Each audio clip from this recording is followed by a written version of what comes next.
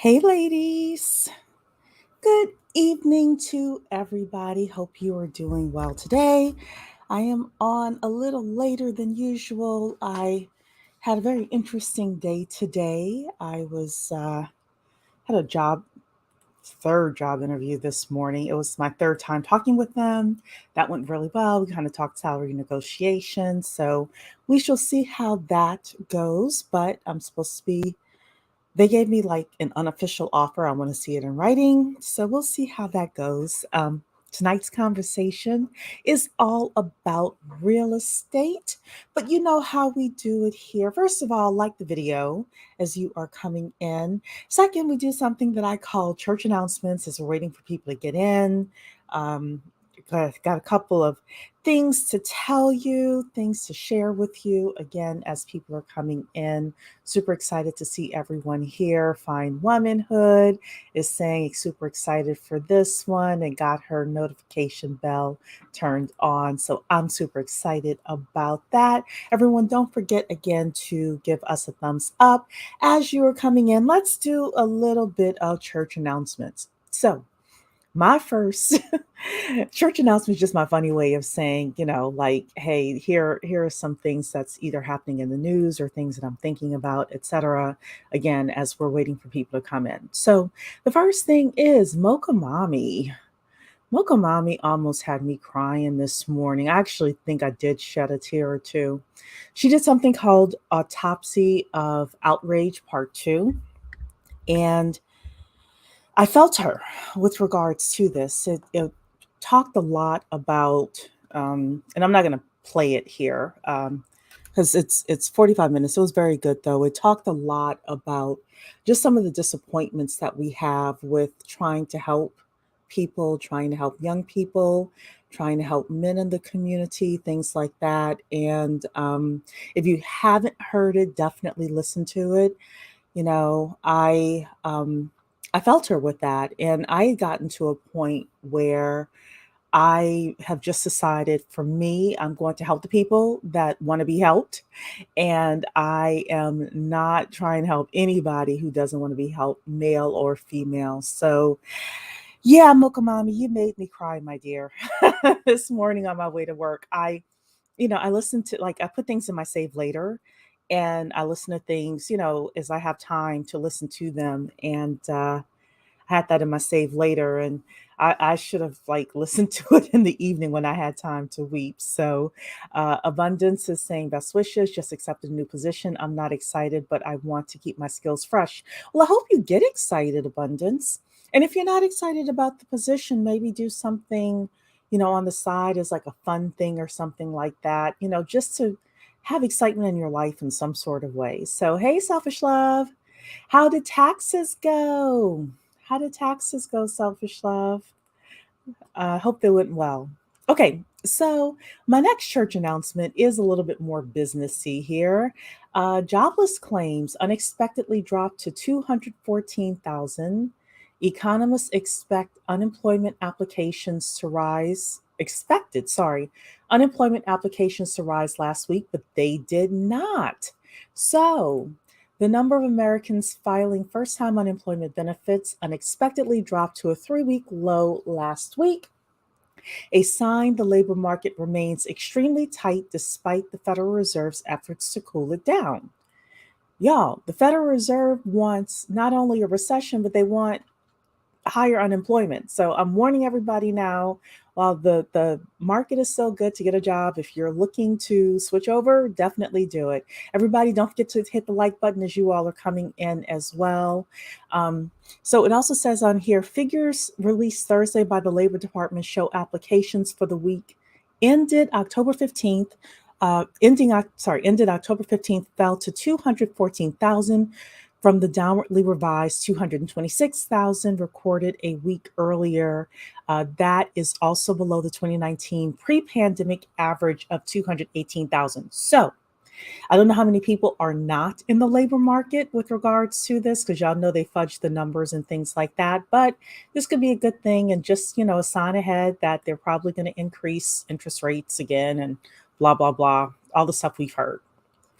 But here's a piece of good news. So, Black private equity funds get an additional $400 million commitment from billionaire and Los Angeles Clippers owner Steve Ballmer. Steve Ballmer, y'all, made his riches with Microsoft. We talked about him in our session that we talked about the how can you tell if he's going to be a billionaire? We talked about Steve Ballmer during that. So, but guess who some of his money is going to? Our favorite girl, Melody Hobson of Ariel Investments. That's right. The ladies are winning, everybody. The ladies are winning. So, investment vehicles run by two of the nation's largest Black businesses, Ariel Investments and Fairview Capital, will gain a combined commitment of $250 million, courtesy of billionaire Steve Ballmer. The funding is part of the $400 million the former Microsoft CEO and his wife Connie Ballmer invested this year into 4 vehicles centered on helping cure insufficient capital accessible to Black American entrepreneurs. I'm glad they're saying Black American and not people of color. So, that's a good thing for us, everybody. Uh, an aggregate of 150 million in commitments will go to 2 new vehicles. One is managed by investment bank Goldman Sachs and another by alternative asset manager CGM Grosvenor, along with banking giant JP Morgan Chase, supervising fundraising. The other vehicles are tied to Ariel Investments, again, Melody Hobson, shout out to her, and Fairview Capital. Ballmer, owner of the Los Angeles Clippers NBA basketball team, said he made the investment with his own assets instead of from his philanthropic organization. According to the Wall Street Journal, his net worth is estimated to be around $84 billion. So I highlighted this sentence because I think it's interesting that it came from his own assets. I hope it means that he really believes in Black entrepreneurship.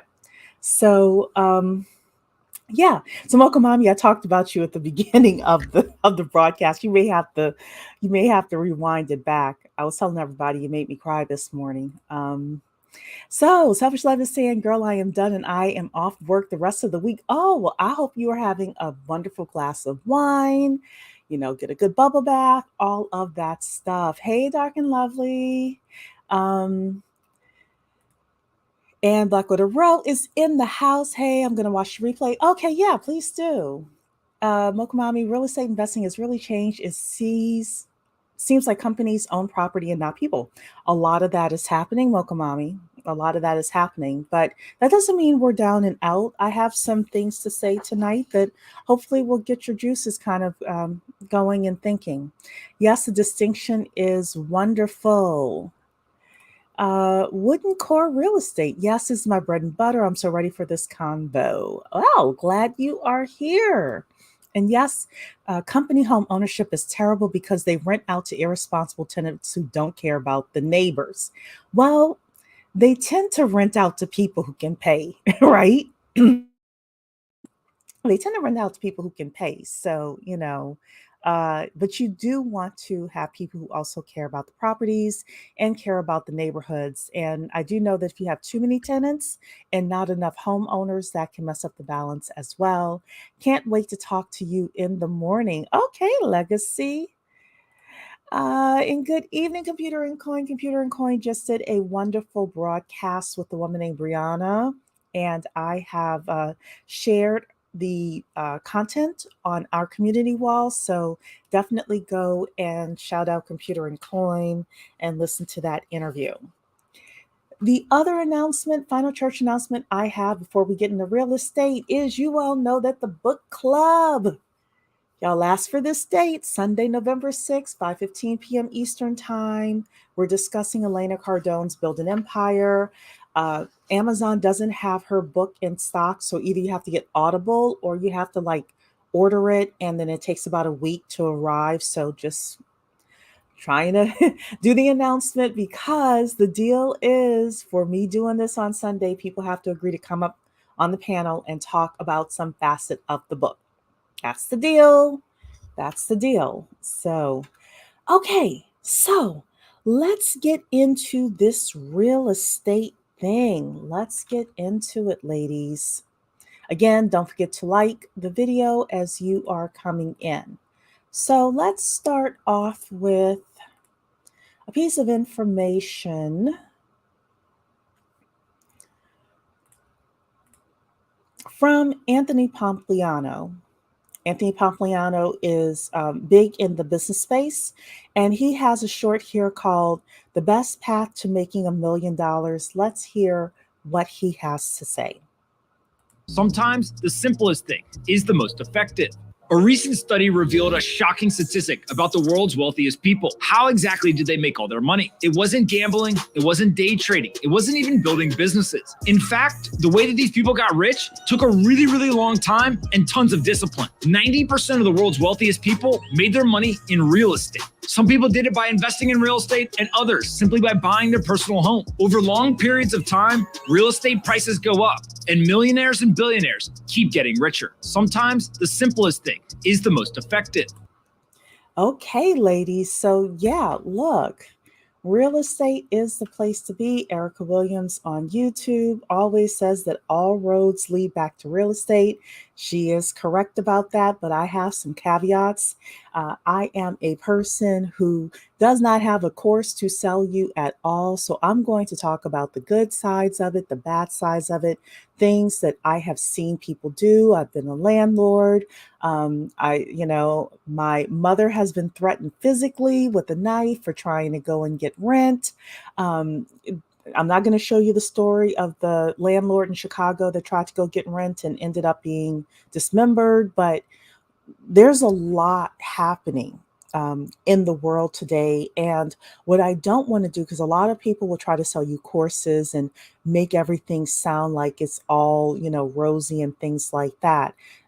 I'm here to have a discussion with all of you ladies today about the good part of real estate, the things that you want to be careful of and aware of, as well as for us to have just an overall conversation so that we can maximize our portfolio with minimal amount of money and also make sure that we are safe as well. So Selfish Love is saying I ordered the book and it should be here Monday. Great. Mine should be here Monday as well. So you're welcome, Computer and Coin. And hey, God bless. Hello. Okay. So I also want to show you an article, just kind of set the scene for a gentleman who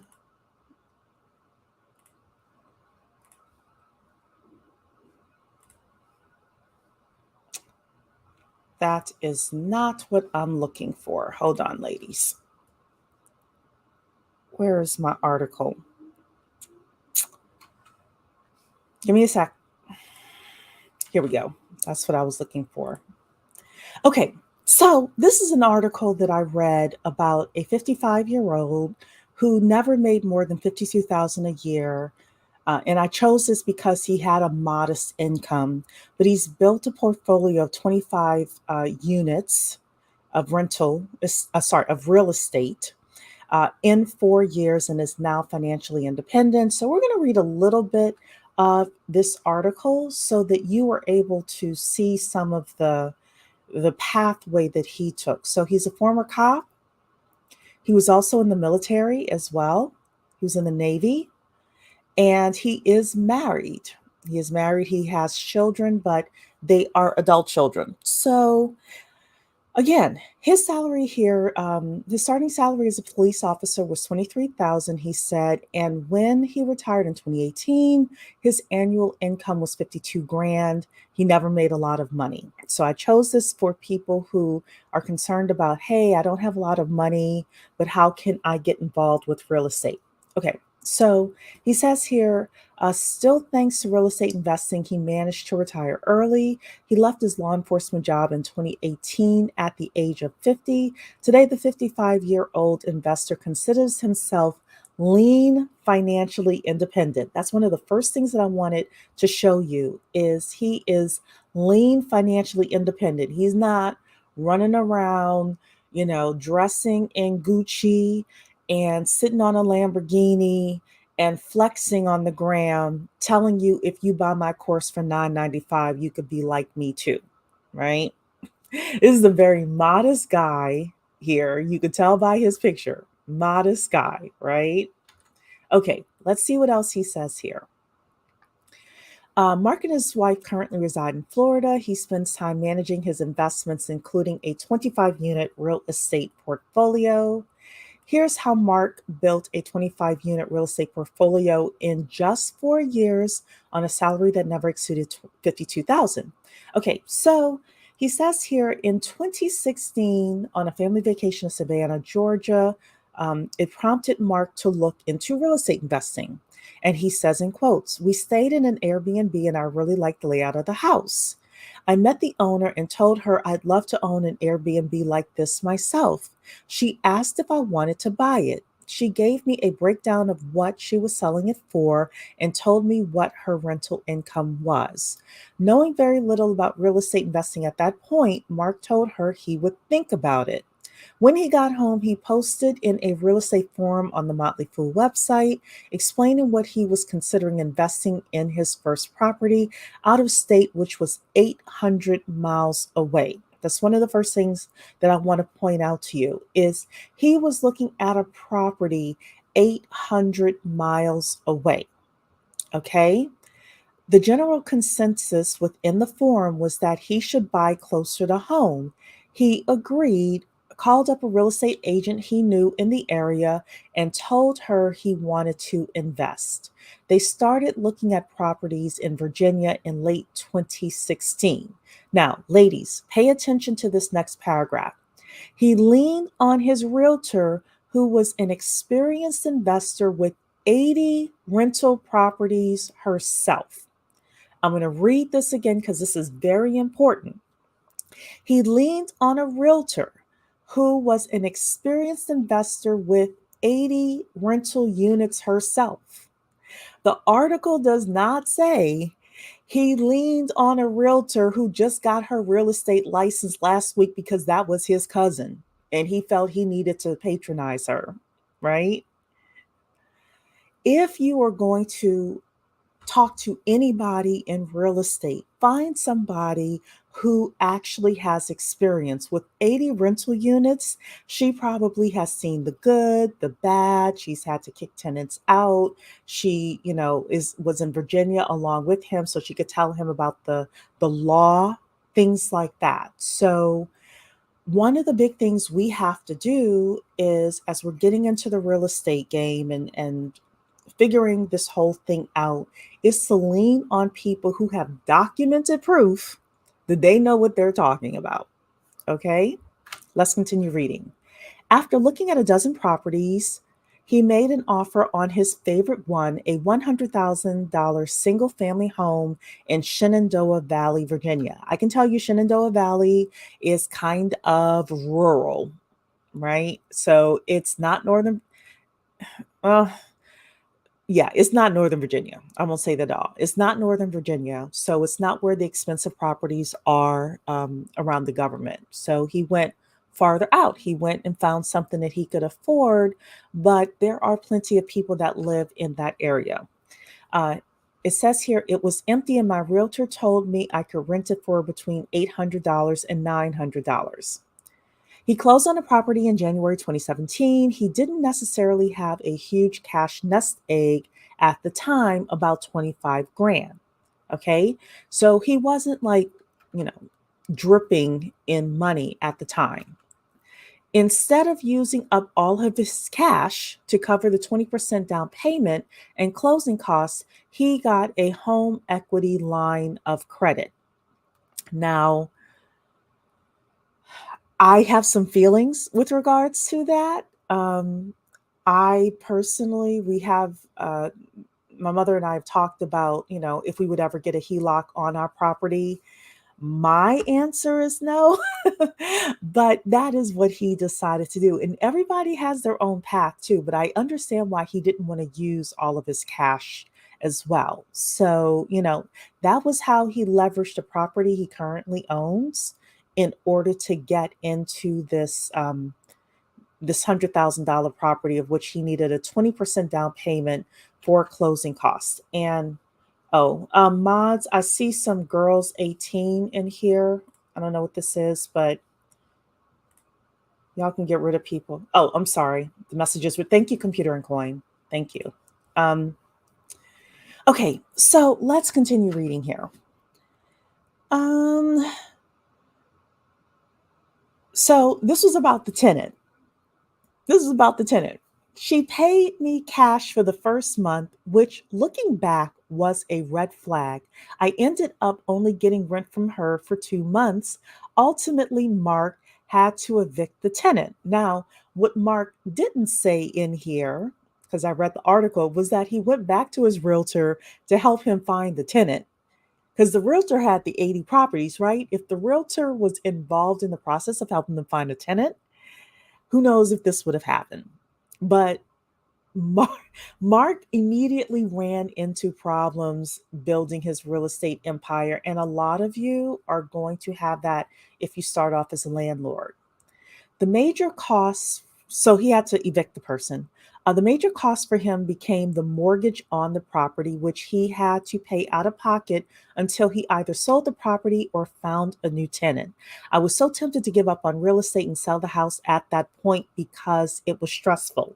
Ladies, I want to say this because a lot of people who sell courses do not say to you, please have money in the bank in case your tenant leaves, in case you have to evict the tenant, have if you need an attorney, have an attorney on retainer, things like that. A lot of people will say to you, oh, just, you can get into these properties, no money down and blah, blah, blah, seller financing, etc. My question to you is, okay, what happens if you have absolutely no money? You get this property and you have a tenant living there and something happens with the water heater. Do you have $1,200 to $1,500 to get that fixed? If something happens over time and the roof needs to be fixed or things like that, that insurance doesn't cover. These are the things that we have to think about if you are thinking about becoming a landlord. And I'm not trying to stress you out or say that you can't do it. I'm just trying to give you a realistic view of what real estate is going to look like for you if you are a landlord. But I have tons of other ways for you to get into real estate without being a landlord. So let's continue reading the article here. So he didn't give up. Instead of selling, however, he decided to find another tenant and try again. After paying the mortgage himself for 3 months, he rented it out again to a family that he carefully screened. He runs background and credit checks on all prospective tenants now and hasn't had an issue since eviction. Okay. I'm going to continue here because this is a great article. It has a lot of gems in here. Once Mark started collecting rent from his new tenants consistently for a few months, he was profiting about $220 a month. So, if you think you're going to, unless you have enough money to pay the property off, like buy it all cash, this is $220 to $300 a month after all expenses paid is about average of what I have seen people make per property. Okay. He unless you are buying in, I'm just going to say, unless you're buying in the hood, you can potentially get higher rental rates if you're buying in the hood. But if you're just buying in a nice middle class neighborhood, $200 to $400 is typically what I've seen and what other people have told me that they're getting, unless they've put a lot of money down or there's something significant or special about that property. Um, he put some of that money back in savings and used some of it to pay his HELOC back. So he was a good steward of his money. When he's getting the $220, he's not spending it. He's actually putting it into savings for a rainy day and paying some of his HELOC back. He felt ready to buy his second investment property in late 2017. So he ends up buying two properties in 2017. That's when he got started.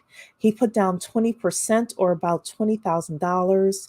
He used about $6,000 of his HELOC money, and the rest of the down payment came from his savings, which were building up fast at the time.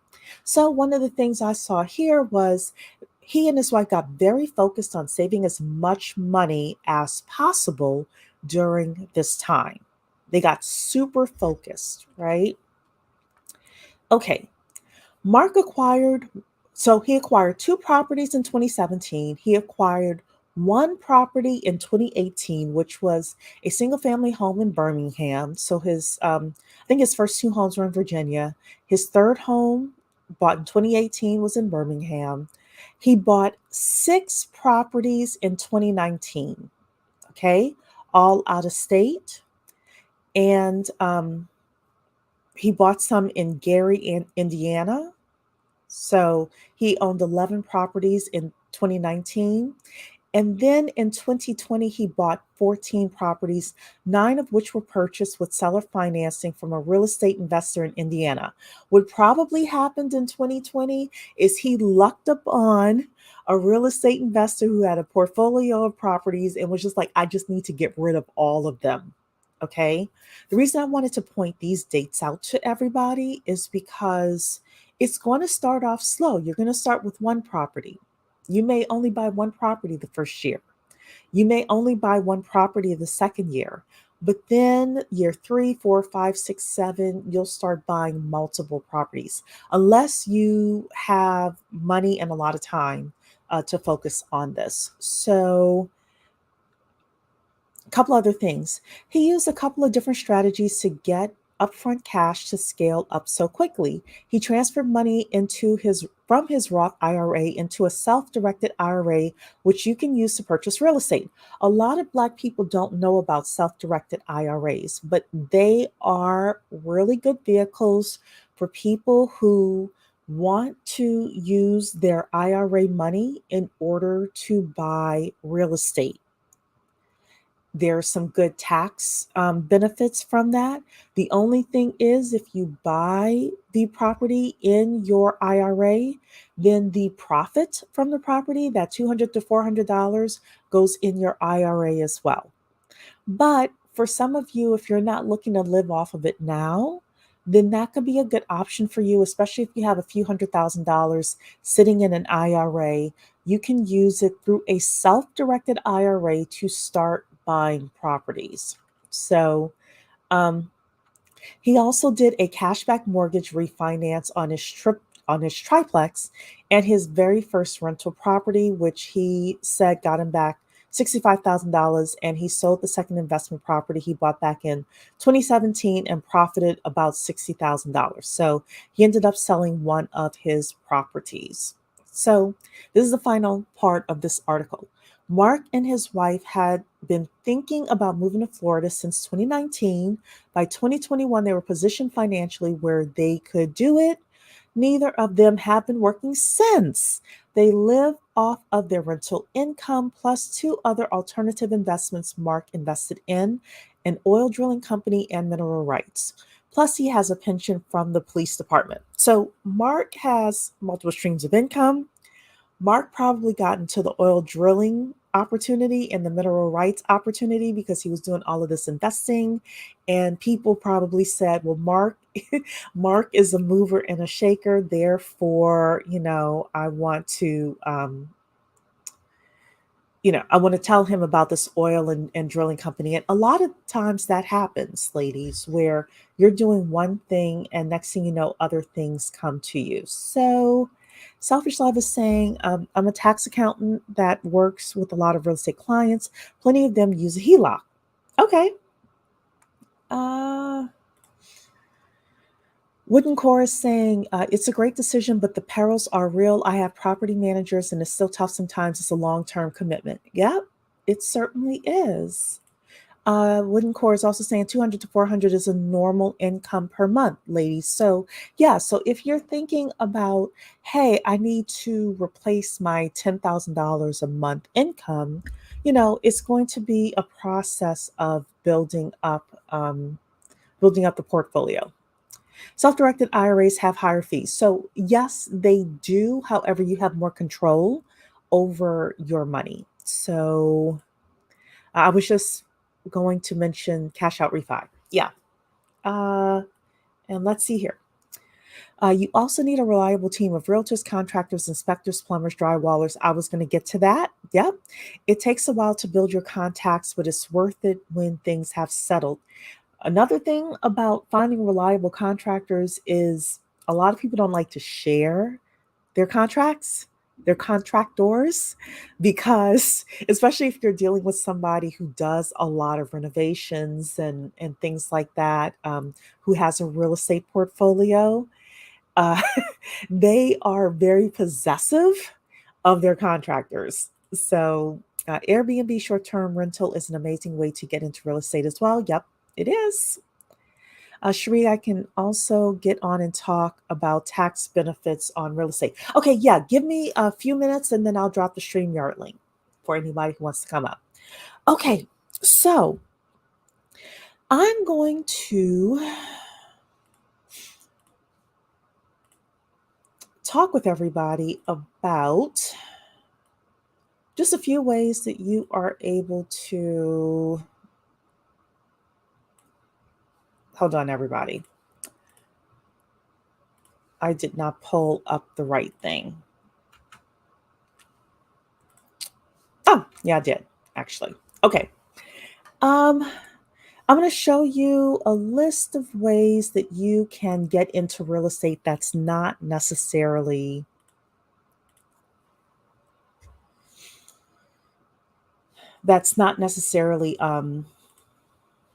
landlording, because being a landlord is one way you can get into real estate, right?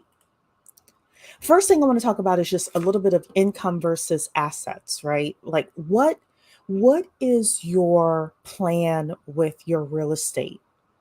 Are you trying to get income or are you trying to get asset appreciation? Because there are some people who will buy into real estate. First of all, you make the money when you buy, but you could buy into real estate just to get income. And I'm going to share with you some of the ways that you're able to do that. There are other people that will buy strategically because, let's say, there is economic development that's happening in a certain area, and you want to buy now because you're looking at the asset like having major appreciation over the next 10 years because there's a hospital being built nearby or something like that. So one of the things you want to do within your real estate plan is think about, are you trying to get income, like monthly income?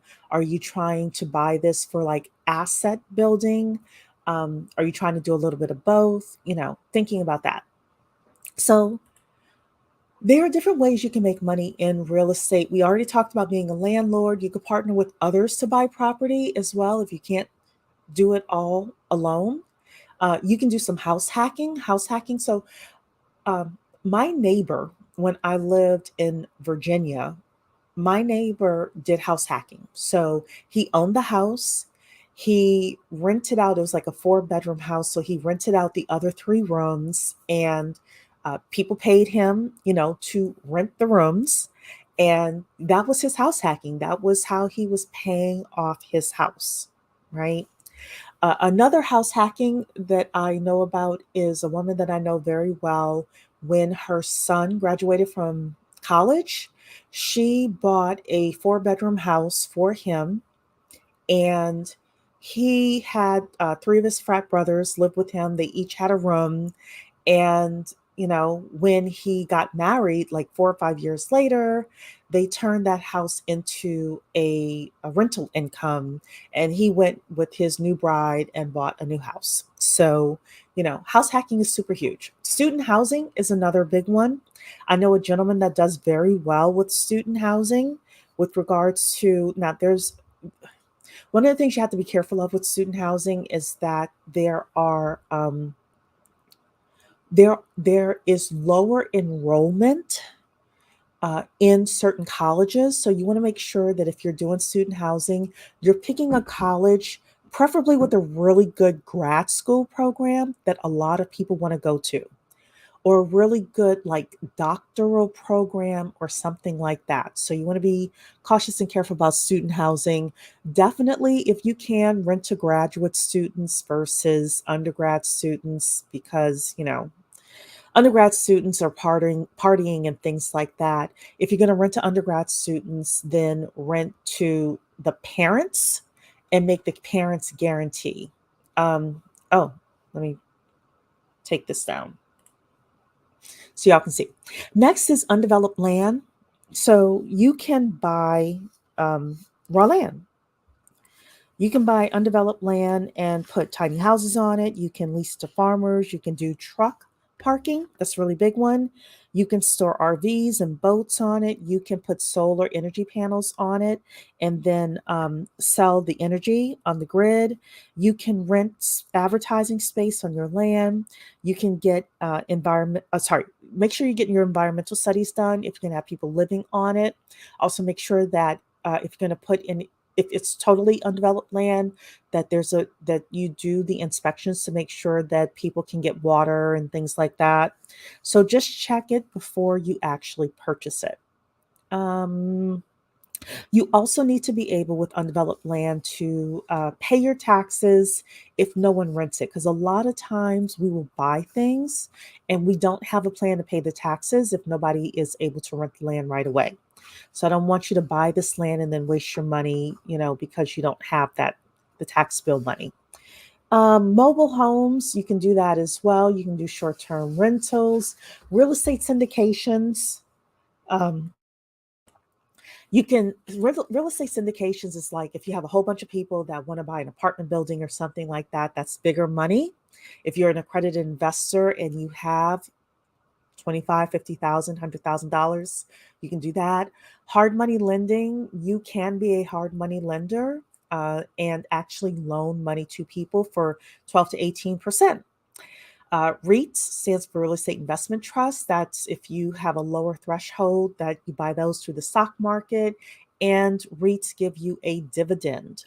Real estate crowdfunding is another way that you can make money in real estate. And that oftentimes could be anywhere from $100 to $1,000 minimum for you to get in, and you're able to buy an apartment building or help build housing or things like that. There are real estate crowdfunding sites that are out there.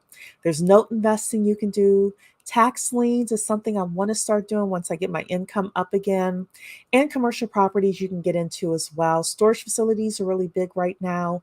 Warehouses are really big. There was an article in the Wall Street Journal recently about warehouses. And I think I put in the community tab about TikTok now becoming an e-commerce play. So a lot of these retailers need warehouse space, and um, Amazon is looking for warehouse space. TikTok is building warehouse space, etc. Shared office spaces is another big thing. So let's see here. Also, look into opportunity zones. I agree with that. I did house hacking on multi-unit properties. Never tell the tenants that you are the landlord. That is true, or they will be knocking on your door at all times. 18-wheeler parking is huge. Yep, it certainly is. So I'm going to put the StreamYard link in here in case anybody wants to come up. And I have a couple more things to show you, ladies. Yeah, I've got a couple more things to show you, ladies, as people are going to come up and share the information that they have. So, why do we fail at real estate investing? I want to talk a little bit more about the things that the gurus won't tell you. There are a whole lot of people on this app trying on YouTube, on TikTok, just trying to sell you a course. I don't have the course to tell you. So I'm kind of here to give you like what I feel are reasons why I see people get caught up in real estate and they can never bounce back. The first is that, and give me a second, selfish love, I'll bring you up in a second. A lot of people don't make enough income to afford some of the issues that people may have with regards to being a landlord or getting, raw land or things like that. What do I mean by that?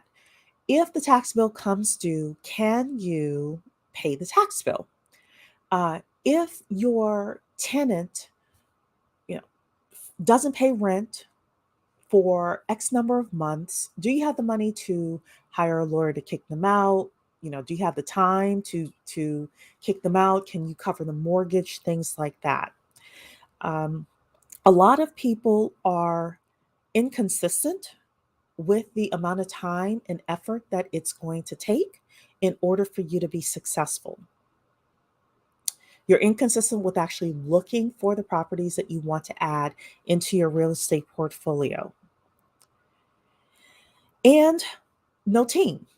Another big one is, it's hard to get contractors, but you need contractors, you need plumbers, you need electricians, you need, realtors and mortgage lenders and things like that, people on your team in order to be successful.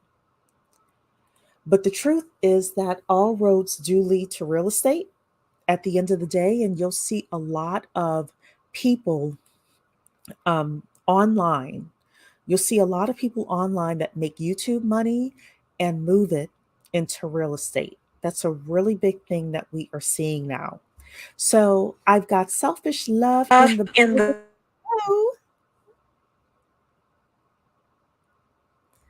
oh, it's saying your devices aren't connected anymore. Hi, Wooden Core. Hello, ma'am. How are you? I'm good. How are you doing? I'm doing well. I've actually come up here before, but I have a different name, my name on there, not my company's name. Okay, well, welcome. Yes, so glad to be there. And I'm really glad that you're discussing this because I'm also looking for, always looking for other streams of income. And I hadn't even thought of some of this stuff or heard of it. So once again, you are on top of it. Thank you.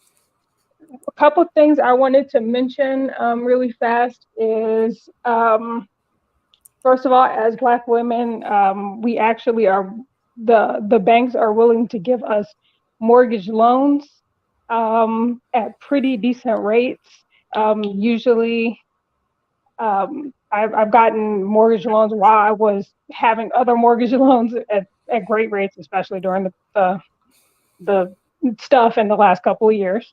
I don't know. I don't want to say the P word, but the sickness from the last few years. The C19, yeah. Yes, that one.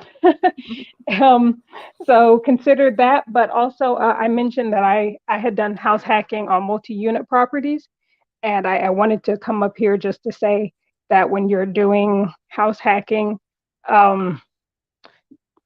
consider if you are going to get a mortgage loan, you can get the lower interest rate because it will be your primary residence, but you must live there for at least 365 days or you will go to prison. So. Yeah. And I think it's important also. Another thing is NACA. I know a couple of people who have gotten triplexes with NACA money. So NACA allows people to buy I think it's just your first home with no down payment. So, yeah. But there is a lot of money out there. Of course, NACA, if it is only your first, I don't remember if it is, but that does sound right. But also there's other options when it's not your first. There's grants and all kinds of things that you can do. So just as you said, avoid using your own money as much as possible. But I did want to mention house hacking has worked for me. And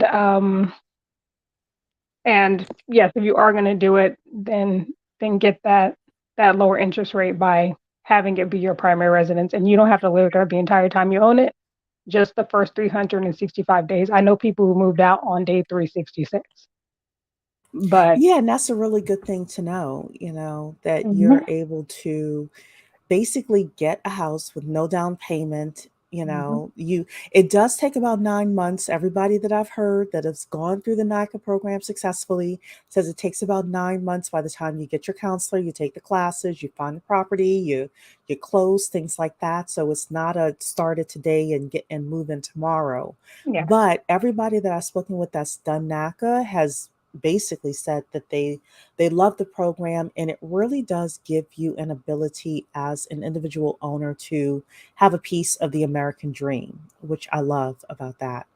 Yes. Another thing that you mentioned was the buying land for like trailer parks and mobile homes. Mm-hmm. I don't know about the whole country in the United States, but I think the part that I'm in, they're very, it's kind of a closed industry, and you might do better to try to find someone who wants to sell a park that they already have. Mm-hmm. That would Um, make sense. so I don't know if that's true for the entire country, but that's what I've heard. I haven't attempted it yet or even really looked into it, but I think that's a great idea. But I think it's kind of hard to buy some land and, or harder, I should say, to buy some land and have it designated as that than it is to find someone who's trying to sell. And as you've said many times, there's a big wealth transfer trying to happening right now. So a lot of Mm-hmm. boomers are going to be selling their properties and they don't want to go through the whole rigmarole. They just want to hurry up and sell their stuff. Yeah. So, All right. And everybody, don't forget to like the video as well as you all are watching. So we have a question for you, Wooden Core. yeah. What types of things would they be asking for? And I guess they are computer and coin. Did you mean the lenders? I want to make sure that we have this question right. Can you clarify that question, computer and coin? And we'll make sure to ask. Let's Selfish Love come up. Selfish Love, hello. Hello, can you hear me, Cherie? I can, yes. Okay, perfect. So I wanted to talk about real estate from a tax perspective. I work for a real estate CPA firm. Um, so there are two things. If with real estate, all real estate income is considered, or let me start over. All real estate activity is considered a passive activity. So that means that you are not allowed to take passive losses against your active income, which is like your W-2 income, right? And so, hello, Sherry, can you hear me? Yeah, I can hear you. Go ahead. Okay, perfect. And so what that means is, or let me rephrase.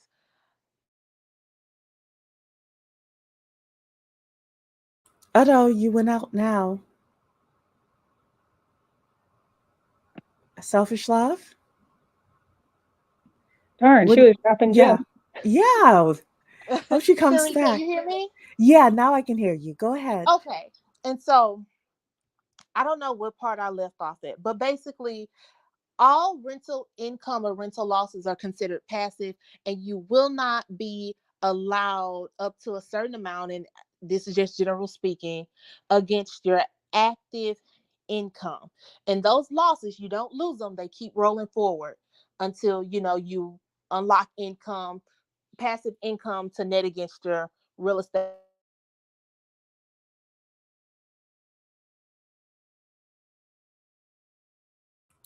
You went out again, Selfish Love. I don't know if you're in a bad Oh, area. you know what? No, I'm not in a bad area. I'm not touching the screen, so it'll go blank, and Oh. so then that's when it goes off. I'm so sorry, ladies. So there's two ways to handle turning your real estate income active or your real estate losses active. But did you hear the part what I said about depreciation? No, we missed that part. The last Okay, part we so heard was the active and the passive. okay. The reason why most people get so many losses on their real estate activity is because of depreciation, which is given to us by the government. And so, Wooden Core, are you familiar with like the depreciation rules and the new rules that are coming? Well, not that they're not new rules, but you used to could do 100% depreciation, so you can literally write off all of the money that you spent acquiring the property in year one, but you're no longer able to do that. But anyway, well, you won't be able to do it next year. But anyway, long story short, because I will get into the weeds with this. But if you own an Airbnb or any kind of short-term rental and the average stay is 7 days or less, all you would have to do is hit the IRS material participation requirements, and you can easily Google those. You only need to hit one test. And so, with that being said, all of your short-term rental losses on your Airbnb or on your Airbnb, VRBO, whatever you're using, all of those can net against your active income, bringing your adjusted gross income down to zero. I like that. Yes. I like that very much. Yes. So short-term rentals is where it's at. Make sure your average stay, make sure it's documented. Make sure your average stay is 7 days or less. If you get into that whole more than 7 days, well, the average, yeah. If you get into more than 7 days, you get into this weird no man's land in the tax code. But you will not be able to use those losses against your active income. They will still be considered passive. However, let's say you get married and we all trying to marry well. And do not let nobody tell you all that men are not marrying women and making them stay at home wives. That is not true. I work with these couples every single day. And this is Speak what they it. do. This is what they do. The husband works. And remember, earlier I told y'all, other than short-term rentals, rental activity is passive. So the husband will work, or sometimes the wife will work, whatever one. But most of the time, 99% of the time, it's the husband working. And then that allows the stay-at-home wife to qualify as a real estate professional. And a real estate professional is somebody like Donald Trump, or like those people that Cherie listed earlier, the realtors, the land developers. Even I had a guy qualify as a parking attendant as a real estate professional. He runs a garage. But what the stay-at-home wife is allowed to do, she's allowed to be a real estate professional. That also allows her to be able to hit the material participation test, and she's able to spend half of her personal service hours working in real estate. So what that means, personal service hours, is the IRS will look at if you have a job or not, like a regular job. Like if I'm a nurse, I cannot qualify as a real estate professional. But if this woman, all of her time is spent in real estate, she is allowed to qualify as a real estate professional if she hit 2 tests. Because she's a stay-at-home wife, she has no other job. So what that allows her to do is to take all of those losses that she gets from real estate.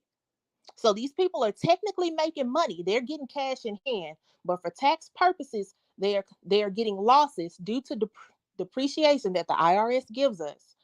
They are able to take all of those losses and net those against the husband's high earning income, bringing their tax liability, or bringing their adjusted gross income down to zero, therefore their tax liability down to zero. That's how the rich work the system, y'all. Oh, for sure. And it's That is how the completely rich work legal. the system. Yeah, absolutely. And Legacy, he, you came in I twice. literally, So I don't oh, know. I'm sorry. I'm gonna say this last piece and jump off. Y'all, I have people who own multiple apartment buildings. They own a plane to go visit these apartment buildings in different states. You know how much they pay in taxes? $0. The Zero. government write them a check for a refund every. And the government does that because the government wants you to provide people with housing. So, Yep. that's Robert Kiyosaki used to say that all the time. If you can stay up, selfish love, I want to show you something else. I want to have Wooden Core answer a question, let Legacy speak. So you can stay up if you want Oh, no to. problem. And I'm sorry. I'm so sorry if that was long-winded and No, no, no. not as I That was love fan- concise. that. that was Yeah, fantastic. yeah. Okay, Look, perfect. we want all of the game, all of it. That's why this is why the channel is Black Women Making Money, and this is how we do it. So, Yes. So um, so you tell your boy. Oh, darn, she went out again. She went out again. Ah, Well, y'all, this is why you I'm need so a good sorry, but accountant go on your ahead with the team core. too. I was just saying that's why you need a good accountant on your team too. yes, you do. You Yeah. look, look. There Well, was a recent story that Tyler Perry told. It's kind of a bad story, but whatever. He has. obviously he's a billionaire, right? So he has these accountants that were working for him, and they were Black accountants, but they didn't know about all of the tax loopholes that he should be getting. And when he took his tax returns over to the white accountants, they like found additional money for him. So he was like, I love these Black accountants, but I had to tell them they needed to go and get additional training. I'm not saying that that's selfish love at all. I'm saying, like, whoever these people were, he was like, you really need to know, like, once you start helping people with a lot of assets and entities and stuff moving around, like, we need more accountants that know that upper level, like how to set those things up, right? Oh, So for sure. For sure. yeah. So my girlfriend and I just were talking about this, and we were like, we wonder if Tyler hiring. Yeah, look, he might be. He might be. So Legacy, give us 1 second. So Wooden Core, Computer and Coin is asking, this is in regards to the tenants in your multi-unit property when they know you are a landlord. Her question is, what types of things would they be asking you for? Oh They my ask you goodness. for everything. But go Everything. The ahead. light bulb went out. I heard a weird noise. Um, I mean, everything. Uh, Hmm. everything. Literally, oh, can we? They try to become friends, and then if you're not giving them a break on the rent, that's I can't even. When I say everything, every tiny thing and every big thing, and of course they should be asking for every big thing. But yes, I highly recommend property managers, especially as Cherie said, you have to get people who know what they're doing, and property managers are going to know the ins and outs Hmm. more than you. Like I have a regular W-2 job, so I can't run this every day, even if I wanted to. But Hmm. I've also not been doing it very long, and so I don't have the experience of someone who has owned 80 properties and done all that. Hmm. I there's a lot of stuff that I don't know, so I have to find mentors, and I have to find people in the industry who know what they're doing, because I can't do everything. Yeah. So yeah, but they would be asking all kind of things. The Hmm. refrigerator was a little bit warmer than it was last week. Like, okay, I can't help you with that. I can't help you with that. The other Um, thing is, some people think because you're you own the building that you're rich, so you may be getting, sugar daddy, what do you call it, a sugar mama requests and things like that as well. yes, So I yes. heard a hilarious story, and I'll be really fast about it. But I heard a hilarious story of a woman who was dating a man who for 5 years, and he didn't know that she was his landlord. Uh-huh. And it was like, that's how you do it. Yeah, But she didn't tell them that she owned the building, and she had him paying rent. I love it. Hmm. So I hope Legacy is able to come back. Oh, there she is. Okay. Hey, Legacy, you're on mute if you're talking. Okay, she was having some problems with her device. So I want to show you one final thing here and let you ladies kind of comment on this as well. So um, I also wanted to have some active ways for people to make income, because some people are just looking to make additional income. And here are some ideas for people. Number one is you could be a bird dog. A bird dog is simply somebody who finds properties and presents them to either a wholesaler or a rehabber or a real estate investor. So if you ever heard people talk about driving for dollars, that's what a bird dog is. And Legacy, is your microphone working? Okay, maybe go down and try to come back up, Legacy. Um, the next is wholesaling. Wholesaling, the old term used to be called flipping.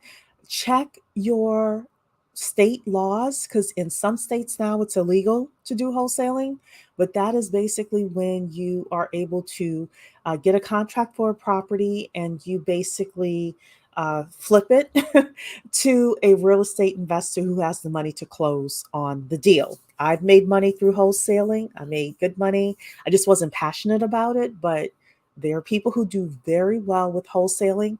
I'll also tell you that I wrote a business plan for a guy many years ago. He was Italian.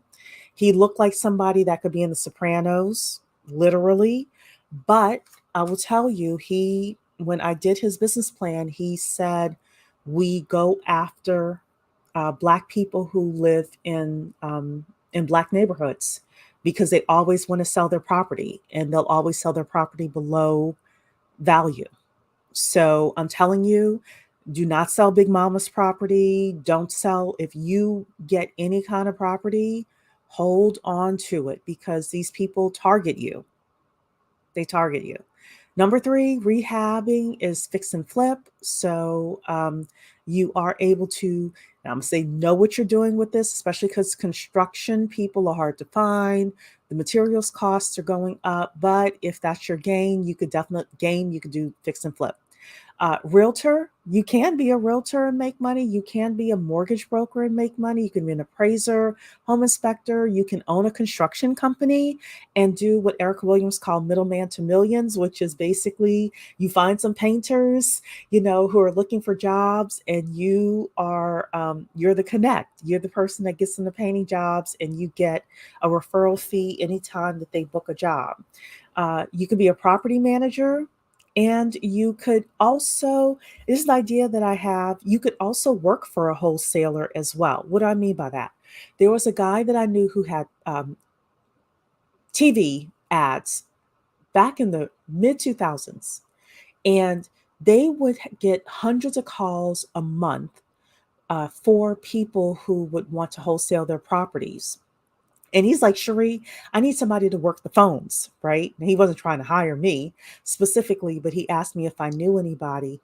Instead of you taking all the risk and trying to do all the marketing and everything, you could basically work for somebody, take their database, close sales, and split the profits with them 50-50. So that is another way for you to make some active income in real estate. So legacy, I hope you're, oh no.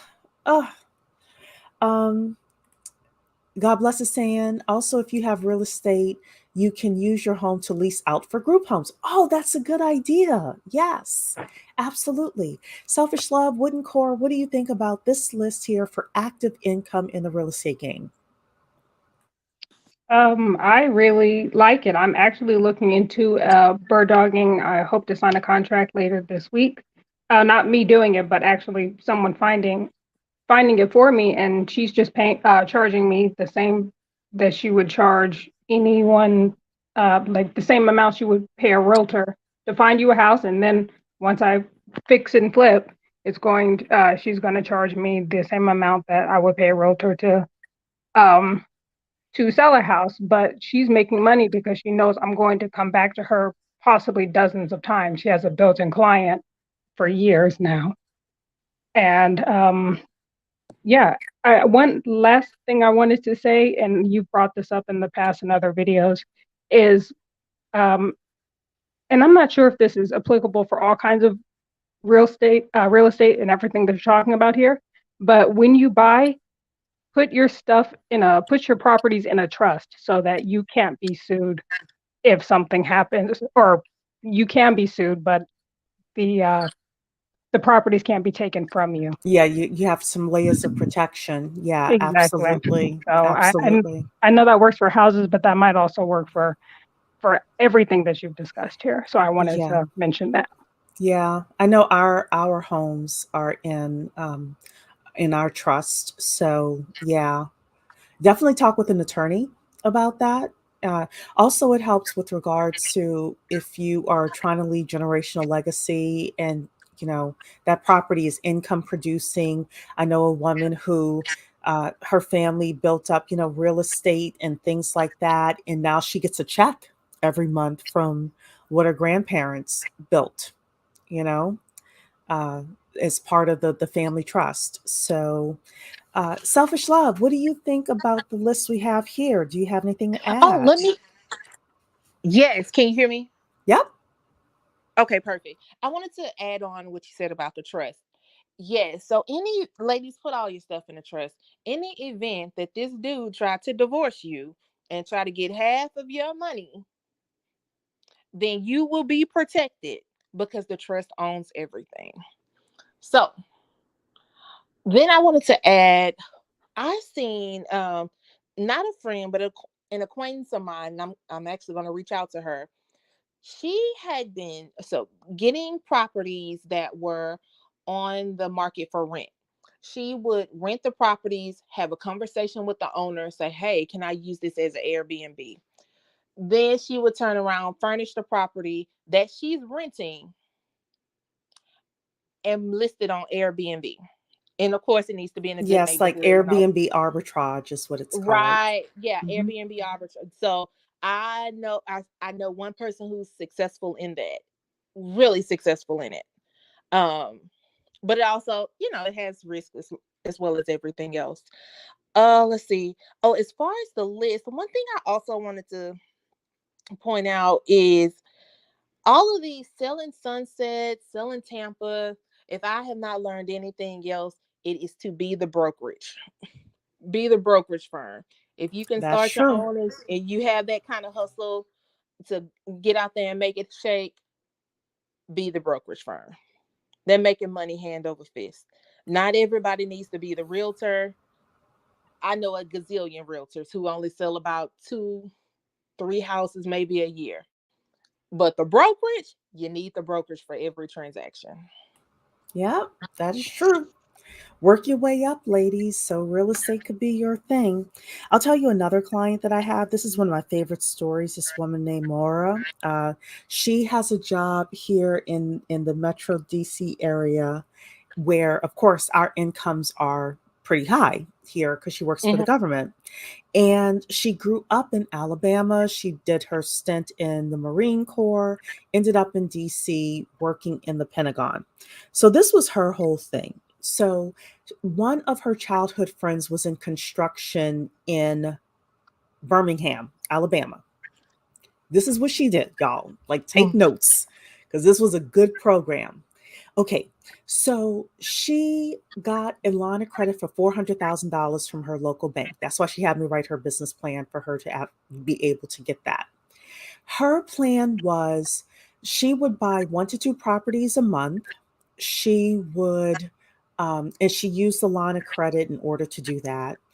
She would only buy properties that needed less than 30 days of like touch ups, so it wasn't like major construction projects. It was like the floor needs to be changed, it needs to be painted, light stuff, right? Less than 30 days.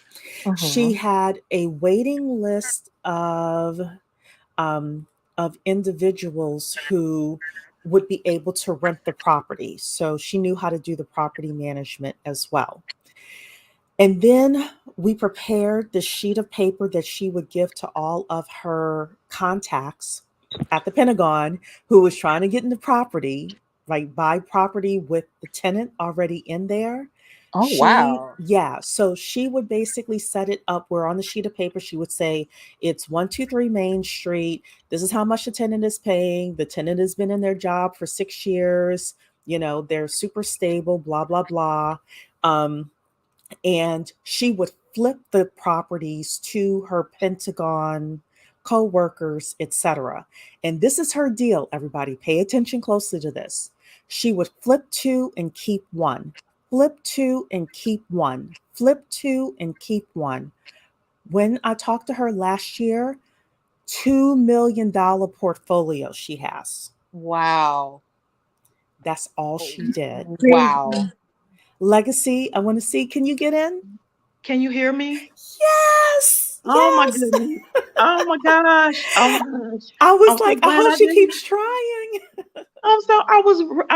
I'm rushing home from work and I pulled over. I'm like, I didn't want, I wanted to get on before the program ended. But anyway, I'm glad I made it on. And I appreciate you so much for what you do with your channel, Cherie. You have no idea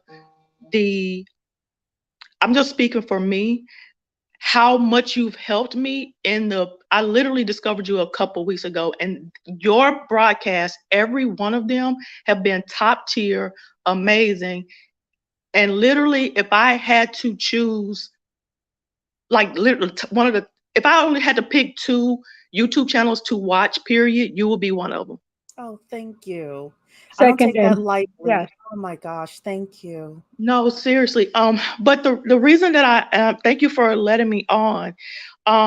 My background is in trust and estates. And as a paralegal, I've been a trust and estates paralegal for almost 16 years, primarily serving high net worth and ultra high net worth individuals and families. And a couple things I wanted to mention about the real estate is to be mindful how you own your real estate, whether you own it in your individual capacity, if you decide to own the real estate in a trust or in some type of business entity, whether it's a corporation or an LLC, or however you choose to own your property is very important. One, for protection purposes, and two, when something happens to you, and that's something I'm talking about, is when you pass away, if you own property in your individual name in multiple states, there will have to be a probate proceeding for each state where you own property. And that can get kind of costly. Also, if you're owning these individual pieces of property, building your real estate portfolio, and you have debt on these properties, you will want to consider also upgrading or getting life insurance policies to cover these properties. So, to pay off the mortgages on these properties, if they're still outstanding, and even if the mortgages are paid off on the properties, these properties are still going to need to be maintained and managed when you leave them, to your children, or however you choose to leave these properties. They're still going to need to be managed. And life insurance can go a long way to helping the people or whoever you leave this property to help them financially, as far as taking care of the property going forward and keeping it in the family, or however you choose to leave it.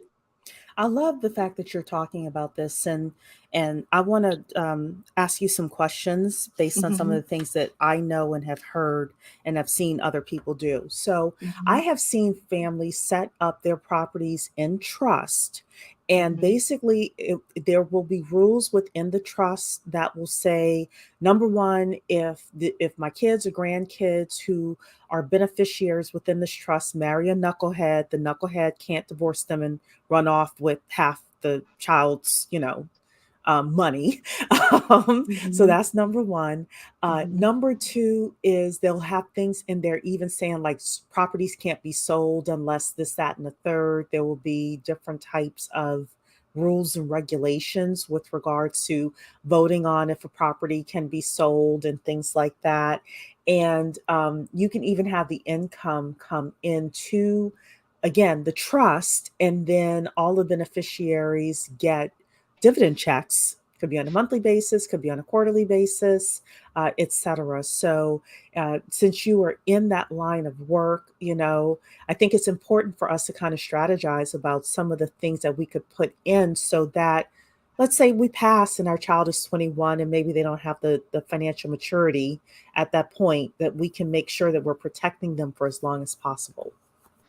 Absolutely. And I've seen trust set up in thousands of ways when it comes to real estate. And most especially, there are different types of trust that are specifically designed to protect real estate. So I just want to say that I'm not an attorney and I'm not providing any legal advice. I just really want people to know that owning property is is a major undertaking, especially for those of us who are what I would consider legacy minded, and for those of us who work so hard to get our hands on these assets and to build the revenue and the capital and the streams of income from these assets. And I just would hate to see, with all the work being done, all of the asset accumulation being done, that it be tied up in court or just um, taken, inadvertently, because we didn't literally button up everything as far as the protection side when we're accumulating these assets, and most especially real estate. And the life insurance component, I cannot stress enough, will go a long way to just, not only are you going to have your own, capital as far as having your a number of other different types of asset classes to kind of be able to shield the real estate. But life insurance will go a long way.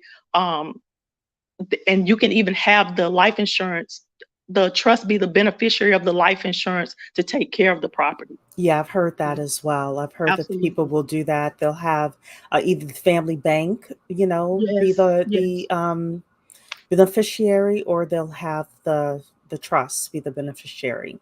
yes. So I want to show one final thing, get you ladies to give me your thoughts about this, and then I think we're going to button it up for the evening because um, I'm a little tired and, I still got to drive home. So this guy is Ray Dalio. He's worth $19 billion with a B.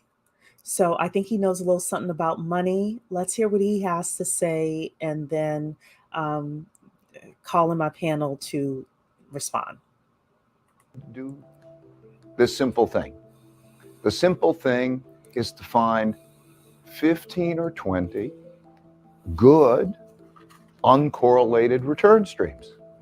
Things that are probably going to make money, but you don't know, but they have a good probability of making money. And that are uncorrelated, that have low correlation. That told me that's what I have to go after, right? That's the key. A lot of people think that the most important thing you could do is find the best investments. Okay? That's important, okay? But there is no great one best investment that can compete with something like this. So look at this line. When this comes down, you can improve your return to risk ratio by a factor of 5, right? 5 times the expected return for that unit of risk. You can't pick any investments. You only need to do. Okay. That is what Ray Dalio said. Again, worth $19 billion.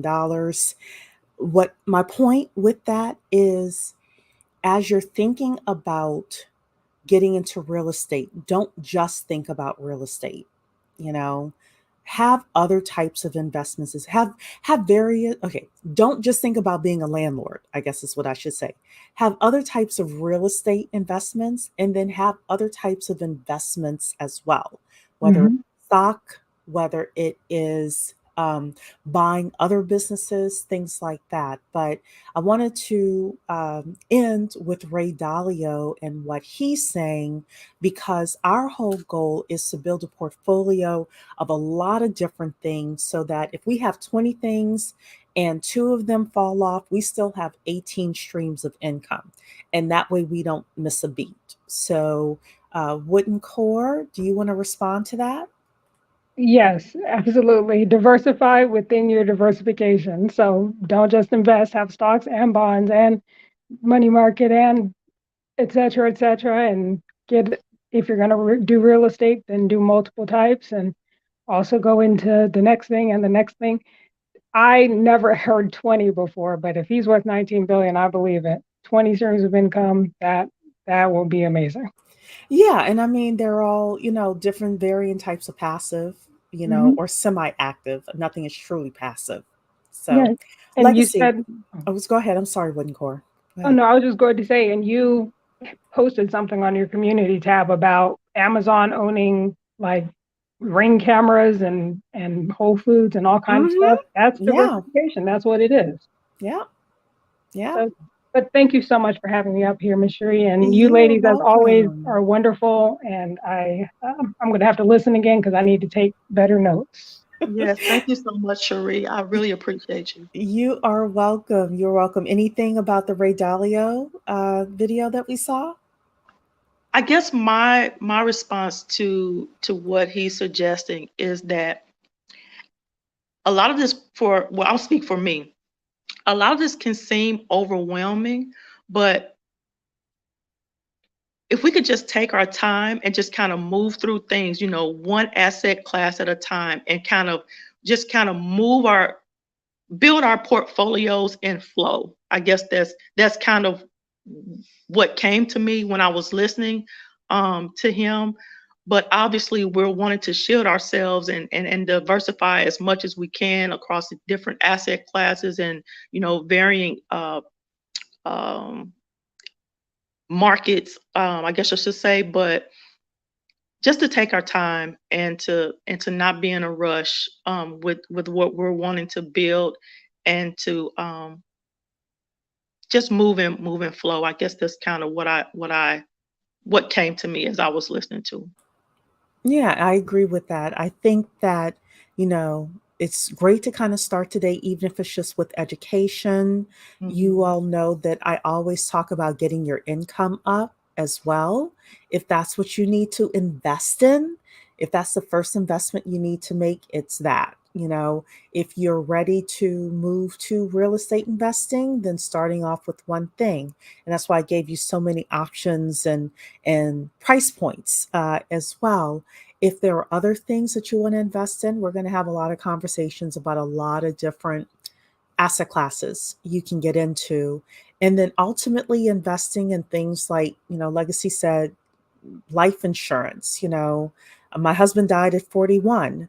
I had to ask people to help me bury him. There was no GoFundMe at the time, but that was tough, right? And I don't want to see anybody having to do that when you could pay, you know, $50, $60 a month and have money to be able to bury your loved ones and things like that. So, some of the investing that needs to be done, and I'm not a financial advisor, so definitely check with your financial advisor first, is some of the investing that needs to be done should be like getting your skills together, getting, you know, a couple of $1,000s in savings, getting your life insurance, you know, taking care of foundational stuff, but then definitely getting in the game with the other asset classes as well.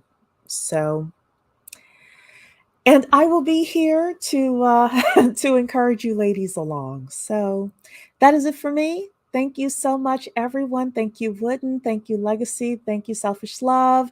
Thank you, Computer and Coin. God bless everybody else who was in here this evening. I hope you have a wonderful evening, and I will see you all in the next video. Take care. Good night.